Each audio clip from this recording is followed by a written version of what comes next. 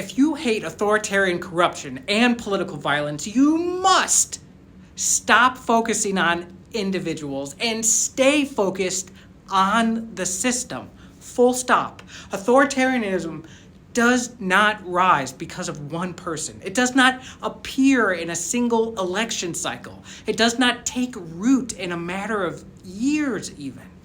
Authoritarian systems are implemented by other systems, sustained by other systems, protected by systems. And in the United States, that system that creates authoritarianism is the party-controlled, party-driven political system. So many people see the problem so clearly in the media, in academia, on podcasts, in classrooms, in casual discussions around the workplace. We see it accurately. We accurately diagnose it. The party-controlled political system is corrupt.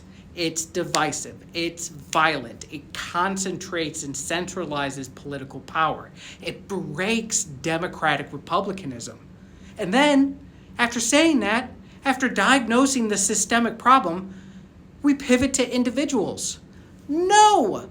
You cannot do that. The moment you shift from systems to individuals, you abandon structural reform for personal outrage. You trade long-term evolution for short-term blame. And you can only change what you focus on. Yes, holding individuals accountable matters. That is a conversation about justice. But changing systems is a conversation about wisdom. Justice addresses yesterday's harm. Wisdom prevents tomorrow's harm. Justice is for the suffering and violence of yesterday. Wisdom is for the hope and compassion of tomorrow. Justice can punish. Justice can acknowledge victims. Justice can attempt restoration.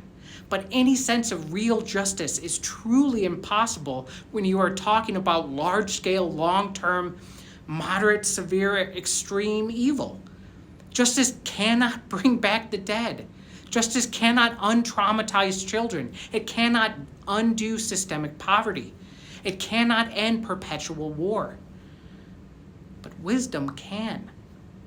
Wisdom can build something better. Also, oppressive authoritarian political systems outlive every individual inside them. They survive elections. They survive administrations. They survive generations.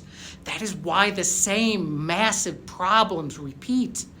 Perpetual war, widespread poverty, prejudice of all kinds, unaffordable housing, unaffordable healthcare, underfunded education at all levels, food systems that poison instead of nourish. These are not new crises. These are decades old, even centuries old outcomes of the same structurally corrupt, violent, and divisive party-controlled political system. Different faces over time, same architecture and structure. Political parties concentrate political power. They centralize decision-making. They control legislative agendas. They align over 90% of state and federal votes along party lines. They house the super PACs, the donor networks, the media machinery. Real political power and political structure is housed in political parties. And everybody knows it. The media, despite all of its flaws and bias, covers politics accurately as Team Red versus Team Blue. It's not controversial. It's obvious. So, if the system is the problem, why do we keep obsessing about individuals? Because individuals have faces. The system does not. The system hides in plain sight. It's a belief structure, a set of incentives, words on a page, a mechanism of concentrated power. It has no face. It has no body. There is no single villain. So we pivot to what we can see. We pivot to individuals. And when we do that, we lose sight of the structural and systemic problem that has been here for decades. Here's the reality.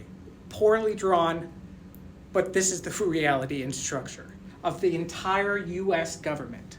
The first layer is the Constitution. That is the law of the land. That creates the structure. Below that, in practice, the most powerful operational layer is political parties. That is where the violence, dysfunction, and corruption is. Right here below the Constitution as far as power goes. That's where the super PACs, lobbyists, large donors, that's the authoritarian dynamics, the violence, the corruption, the greed, the divisiveness, the negativity. Below that is, of course, the federal level of government, and we have the different branches here, the executive, legislative, and judicial. Below that is then state, county, city, school board, systems of governments, and subsystems below that. And below all of that is the voters. At the very bottom of the power structure are voters, but according to constitutional democratic republicanism, voters are supposed to be sovereign, equally empowered independents.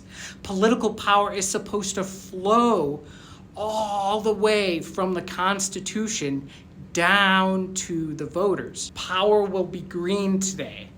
Power goes from the Constitution all the way down to voters.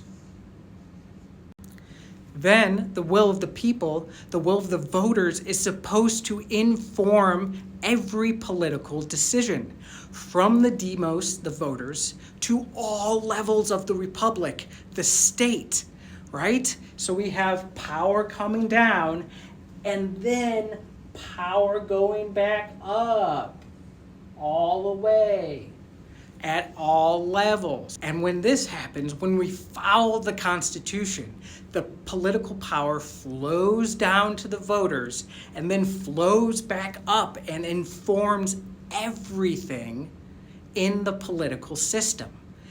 Then the system transforms from a top-down power structure to a bottom-up power structure.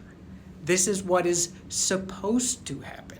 But real political power doesn't make it all the way through to the voters.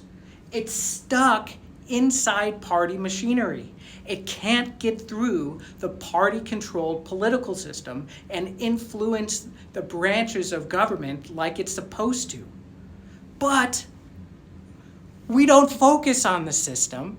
We identify the problems of the system, we talk about the corruption of the system, but so much time, energy, and focus then immediately after we're done defining the problem is all focused down here with individuals. How does that make sense? We just said the problem is up here, but we spend so much time focused right here. This is why nothing changes over time. And as long as the system remains intact, the outcomes remain intact. Corruption cycles, division cycles, violence cycles, the lesser evil cycles for decades. This is why replacing one leader down here does not fix corruption and our biggest problems, because corruption is structural. It is the predictable result of concentrated political power combined with concentrated economic influence. Political corruption allows wealth to capture governance, and when wealth captures governance, authoritarianism rises. When economic power overtakes political power, democratic republicanism can't function.